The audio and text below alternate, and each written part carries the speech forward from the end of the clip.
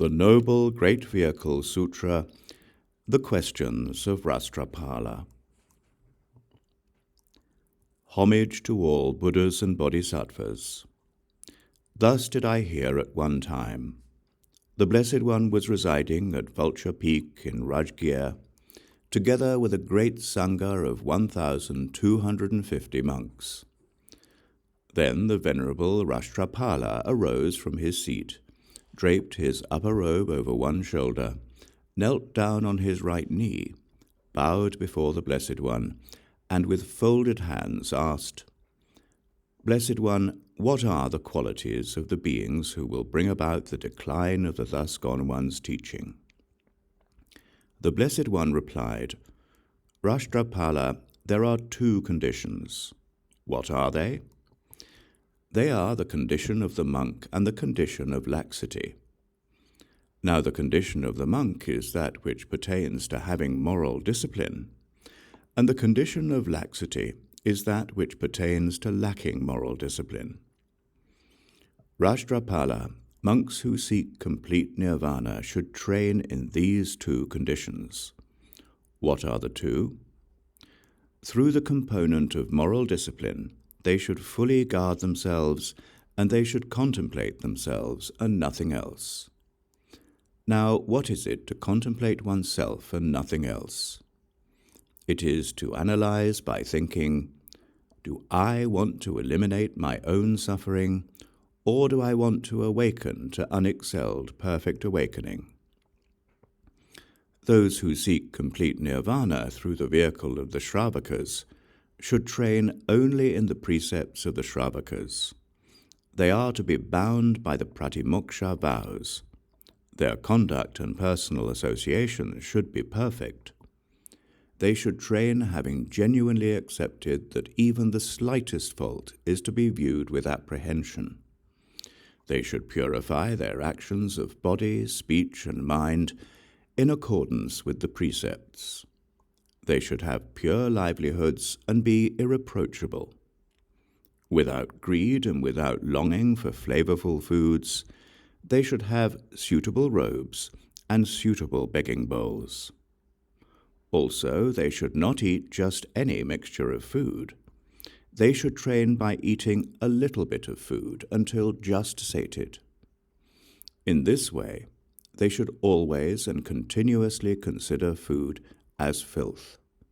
In other words, they should perceive food as excrement and urine, as pus, as vomit, as rubbish, as like a crusted wound, as base, as unpleasant, as like the flesh of children, as trash, as refuse, as fetid. In this manner they should think about what and how much they eat. Without attachment, aversion, and confusion, they should always delight in solitude. They should never delight in idle chatter. They should readily accept solitude like a dying deer. They should be isolated. They should delight in solitude. Delighting in solitude, they should be resolute and patient. If associating with noble people, they should be pleasant. They should not be given to worldly talk. They should abandon commercial activity. Delight in medicinal cures, delight in gossip, and association with household activities should be avoided. They should be discerning while sitting, standing, walking, and sleeping. They should rely on total solitude, delightful retreats, and peaceful places that are quiet and silent, not frightening, without any slithering snakes, without many people, devoid of people, and suitable for inner absorption. They should refrain from self-exaltation. They should refrain from belittling others.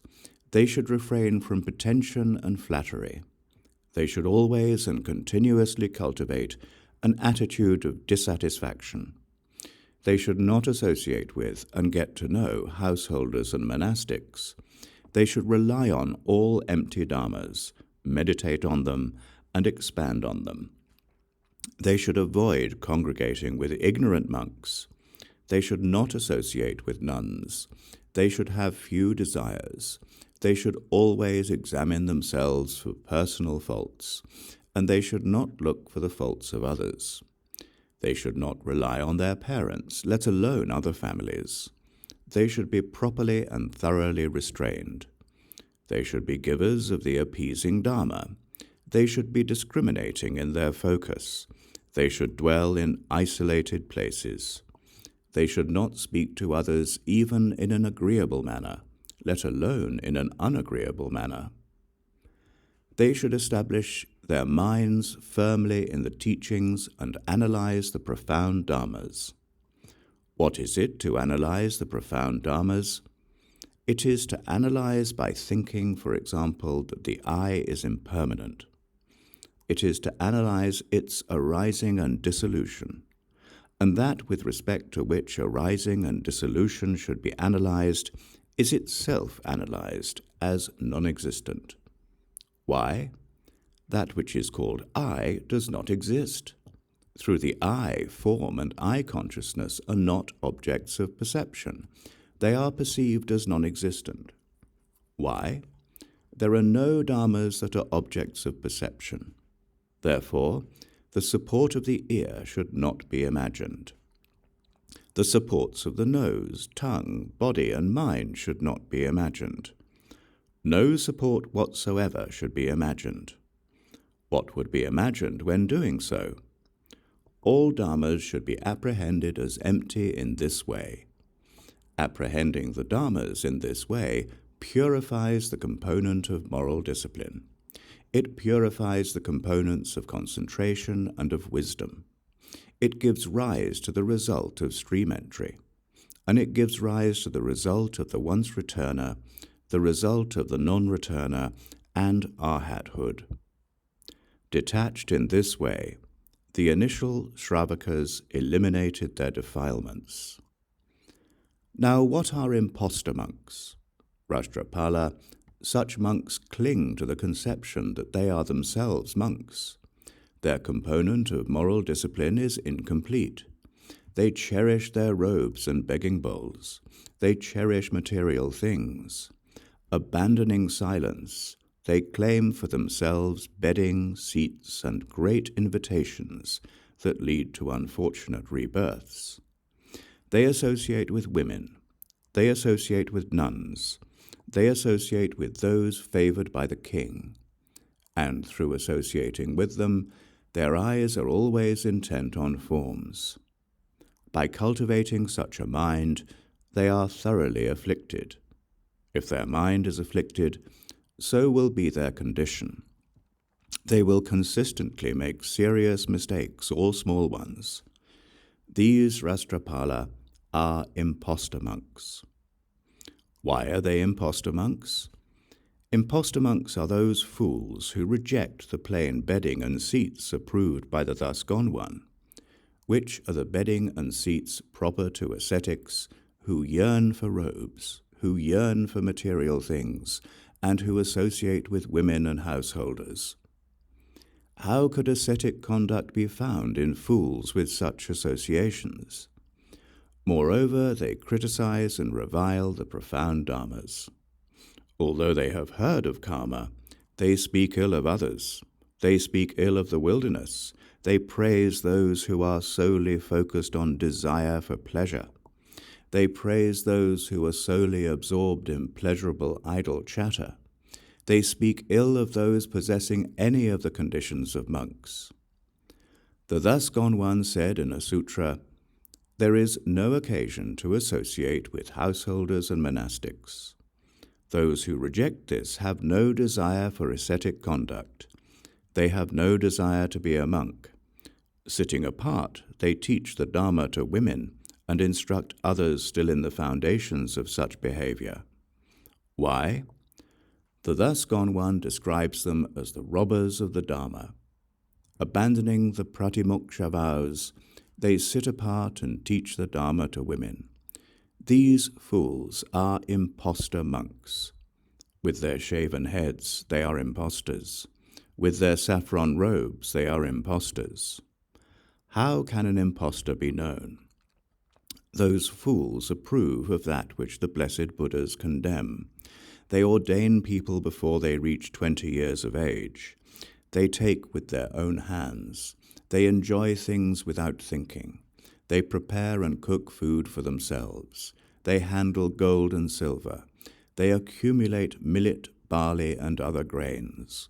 They engage in commercial activity related to houses, fields, and parks. They employ servants. They appropriate objects related to houses, fields, and parks. Not believing in the fruition of karma, not having confidence in the prātimokṣa, toward that lifestyle are they inclined, toward that lifestyle do they fall, toward that lifestyle do they sink. They act as if that is all there is. Regarding themselves as ascetics, where there are many people, they teach in a way that resembles the naked ascetics. They champion the view of personal identity. By teaching personal identity, and like the naked ascetics, they draw many people in and transfix them. Apprehending the domain of Buddhas, the condition of thus gone ones, as empty, they disparage it. They are known to revile it. Rāṣṭrapāla, sentient beings such as these will arise. They are not householders, nor are they ascetics. They will bring about the decline of the thus gone one's teaching. Then the Lord at that time spoke the following verses. Monks who are restrained in moral discipline, who at peace delight in calm places, who train in the prātimokṣa, they are brahmin monks. Taking up the most important dharmas, monks who have nothing, who delight in the remote wilderness, they are brahmin monks. Those who do not delight in idle chatter, who train well in the prātimokṣa, pay great veneration day and night to the superior person. Those who neither till the fields nor buy and sell, who do not pine for begging bowls and robes, and who make effort without appropriation, are the Buddha's śrāvakas. Those who do not teach women, who do not associate with women, who praise those who sit under trees, they are the Buddha's śrāvakas. Do not offer flattery for the sake of food and drink. Monks who become like that do not spend time around women. Women are known to be like sharp swords polished. From the prātimokṣa, it follows that the idea of women is abandoned. Those gentle ones, for the sake of food, for drink, and for robes, go from house to house, but do not teach the dharmas. Monks should not look at women. The perfectly awakened one has said, rely on those who know that. Looking at women is the sphere of Mara. They teach that women are non-existent, that to lie down with a woman is like lying with a corpse. For that reason, the all-knowing Buddhas do not commend distractions. The dharmas are without life force, without personality, hollow, insignificant, and insubstantial. Those who affirm emptiness, they are true monks. Those who always abound in strong effort, who dwell in the wilderness, whose minds do not rely on the world, they are true monks. Fearless like lions, they dedicate themselves to pure conduct. For the sake of liberation from all suffering, those endowed with wisdom cultivate the path. When examining the eye and form, they find consciousness. They do not find what they are looking for when examining objects. Those did not arise before, and they will not arise later. In the middle, too, there is nothing. This being the case, on account of the sameness of all dharmas, those gentle ones, for the sake of food, for drink, and for robes, go from house to house, but they do not teach the dharmas. Without cause, the gentle are virtuous. They do not violate or destroy the precepts of the Buddha. Disciplined and virtuous, they do not fear emptiness. They enter into fearlessness. They do not eliminate the frightening view. They do not eliminate actual sentient persons. In all wholesome dharmas they remain well established, steadfast. Those who in the world reach nirvana will become worthy of veneration. Those who are lacking in wisdom, who are lazy, who make little effort, who have learned little, who desire wickedness, who are arrogant, harsh, and quick to anger, who take a razor to their heads, who wear wood-dyed dharma robes, who do not understand the meaning of emptiness, they do not cultivate discernment. They disparage the Dharma and speak ill of the great vehicle. Those who have taught this Dharma in accordance with what they have been taught are attached to the dark faction. They are bound for unfortunate rebirth. When the Blessed One had spoken, the Venerable Rāṣṭrapāla and the world with its monks, gods, humans, asuras, and Gandharvas rejoiced and praised what the Blessed One had said. The Great Vehicle Sūtra, the Questions of Rāṣṭrapāla, is complete.